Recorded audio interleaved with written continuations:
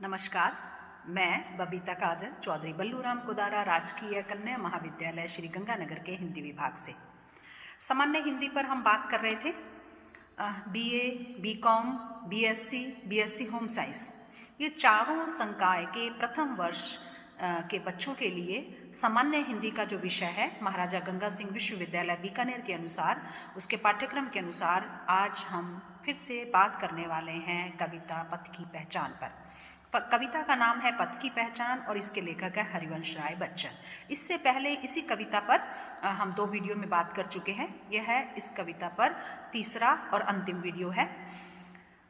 इसके शेष बचे हुए भाग की व्याख्या करने के बाद हम इस पर बात करेंगे।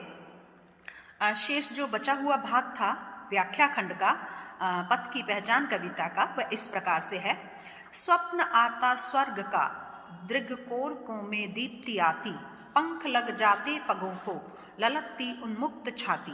रास्ते का एक कांटा पाम का दिल चीर देता, रक्त की 2 बूंद गिरती, एक दुनिया डूब जाती। आंख में हो स्वर्ग लेकिन पांव पृथ्वी पर टिके हों, कंटकों की इस अनोखी सीख का सम्मान कर ले, पूर्व चलने के बटोही बाट की पहचान कर ले। संदर्भ वही है कि कवि जीवन की यात्रा के मुसाफिर को, पथिक को संदेश देना चाहता है कि तुझे जीवन की यात्रा पर किस तरह से आगे बढ़ना चाहिए, तुझे किस तरह की बाधाओं का सामना करना पड़ सकता है, तुझे किस तरह से अपने जीवन में रुकावटों का सामना करना पड़ सकता है। लेकिन तेरी सफलता इसी में है कि अनेक बाधाओं, अनेक असफलताओं को मिलने के बावजूद भी तू हार न माने और तू जो है अपने रास्ते पर आगे बढ़ता जाए। इस खंड में, इस पद में वो क्या कह रहे हैं? पहली पंक्ति है, स्वप्न आता स्वर्ग का, दृगकोर को में दीप्ति आती, कि जैसे ही हमें स्वर्ग का स्वप्न आता है, हमारी आंखें जो हैं, आंखों के कोने वो चमक जाते हैं, उसमें दीप्ति आ जाती है, प्रकाश फैल जाता है। कल्पना, महत्वाकांक्षा, स्वप्न जब हम देखते हैं तो हमारे अंदर कहीं ना कहीं यह विश्वास होता है कि वो सच होंगे। अगर ये सच हो जाए तो कितना अच्छा हो।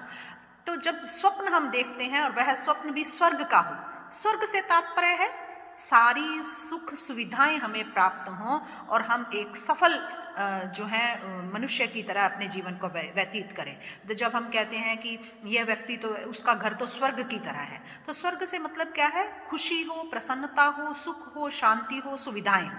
तो जब मनुष्य स्वर्ग का स्वप्न देखता है तो उसकी आंखें चमक जाती हैं, पंख लग जाते पगों को, ललकती उन्मुक्त छाती।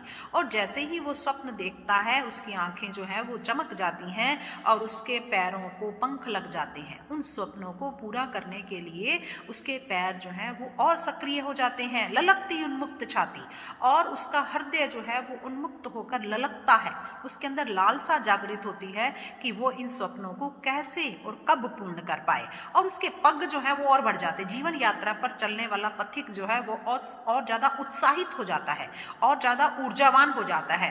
रास्ते का एक कांटा पांव का दिल चीर देता है। जब वो इतना उत्साह से भरा हुआ होता है, इतना ऊर्जा से भरा हुआ होता है, इतने उसके अंदर सकारात्मकता होती है, सपनों को लेकर एक ऊर्जा होती है, जब वो रास्ते पर आगे बढ़ता है। लेकिन उसके रास्ते पर जब एक कांटा उसके पैर के दिल को चीर देता है, पैर के अंदर घुस जाता है कांटा, तो क्या होता है? रक्त की 2 बूंद गिरती, उसके पैरों से 2 बूंदें रक्त की गिरती हैं, एक दुनिया डूब जाती। और फिर उसके वो सपनों की एक दुनिया पूरी नष्ट हो जाती है, डूब जाती है। वो हताश हो जाता है, निराश हो जाता है। उसे लगता है अरे मैंने कांटों के बारे में तो सोचा ही नहीं, कांटे भी तो हैं, ये पता नहीं मुझे मेरे स्वप्नों तक पहुंचने देंगे या नहीं, मेरे स्वप्नों को साकार करने के मार्ग में कितनी बाधाएं आएंगी, ये तो मैंने सोचा ही नहीं। तो इस तरह से जैसे ही एक कांटा चुभकर उसके पांव के दिल को चीर देता है और उसके पैरों से 2 बूंदें रक्त की निकल जाती हैं, तो उसकी एक दुनिया डूब जाती है, उसके स्वप्नों की दुनिया डूब जाती है। आंख में हो स्वर्ग लेकिन पांव पृथ्वी पर टिके हों। तो वो कहते हैं इसके लिए हमें क्या करना होगा? इसके लिए आंख चाहे हमारी स्वर्ग पर हो, स्वप्नों पर हो, ऊंचाई पर हो, कल्पनाओं पर हो, महत्वाकांक्षाओं पर हो, लेकिन पांव पृथ्वी पर टिके हों। लेकिन हमारे पांव जो है पृथ्वी पर टिके रहने चाहिए, तभी हम उन स्वप्नों को साकार कर सकते हैं, तभी बाधाओं को पार कर सकते हैं, तभी सच का सामना कर सकते हैं। कंटकों की इस अनोखी सीख का सम्मान कर ले, पूर्व चलने के बटोही बाट की पहचान कर ले। वो जो हमारे रास्ते में एक कांटा आया और उसने हमारे पैर के दिल को चीर दिया, पैर को चीर दिया, उसमें से रक्त की 2 बूंदें गिरी, तो वो कांटा हमें क्या सीख दे रहा है? वो कांटा ही हमें सीख दे रहा है, भाई उड़ो, स्वर्ग को प्राप्त करने के लिए कितना मर्जी उड़ो, आंखों में स्वप्न देखो स्वर्ग के, लेकिन आपके पांव पृथ्वी पर टिके रहने चाहिए। ज़्यादा बड़ी उड़ान भरोगे तो नष्ट हो जाओगे, और पांव आप कितनी भी ऊंची उड़ान भरो, लेकिन आपको लौट कर जो है वो पृथ्वी पर ही आना पड़ेगा, धरती पर ही आना पड़ेगा, धरातल पर ही आना पड़ेगा, सच्चाई का सामना करना ही पड़ेगा। इसलिए वो कहते हैं आंख में हो स्वर्ग लेकिन पांव पृथ्वी पर टिके हों। ये किसका सीख है? ये किसका सबक है? कांटे का सबक है। कांटा हमें ये शिक्षा देता है। तो जीवन में हर बाधा, हर समस्या, हर कठिनाई, हर कष्ट, हर दुख हमें एक सीख देकर जाता है, और हम उस सीख से आगे बढ़ते हैं, सीखते हैं, हमारे अनुभवों का जो पूंजी है वो और ज़्यादा बढ़ोतरी होती है। तो कांटों की इस अनोखी सीख का हमें सम्मान करना चाहिए, और हमें धरातल पर पांव रखते हुए सपने देखने चाहिए, पूर्व चलने के बटोही बाट की पहचान कर ले। इस तरह से इस कविता के माध्यम से वो यही संदेश दे रहे हैं कि हे पथिक, हे मुसाफिर, जीवन यात्रा के पथिक, हे मनुष्य, जिस रास्ते पर तू आगे बढ़ रहा है उससे पहले अपने रास्ते की पहचान कर ले, थोड़ी तैयारी कर ले, थोड़ा सोच ले, थोड़ा मंथन कर ले, अपने आप को तैयार कर ले, क्योंकि ये रास्ता जो है वो फूलों से भरा हुआ नहीं है। स्वप्न भी होंगे, बाग बगीचे भी मिलेंगे, फूल भी मिलेंगे, लेकिन कांटों के लिए भी तुझे तैयार रहना होगा। कांटे भी इसी संसार की सच्चाई है, जिसका सामना करने के लिए हर मनुष्य को प्रत्येक क्षण तैयार रहना चाहिए और उनसे घबराना नहीं चाहिए। इस तरह से बहुत ही ये लोकप्रिय कविता है हरिवंश राय बच्चन की पथ की पहचान, और उसके जीवन में जो कठिनाइयां हैं, उसके कारण, जीवन में आने वाली कठिनाइयों और कष्टों के कारण उसके मन में जो द्वंद्व और अंतर्द्वंद उत्पन्न होता है, वो कहते हैं उससे निकलकर हमें क्या करना चाहिए?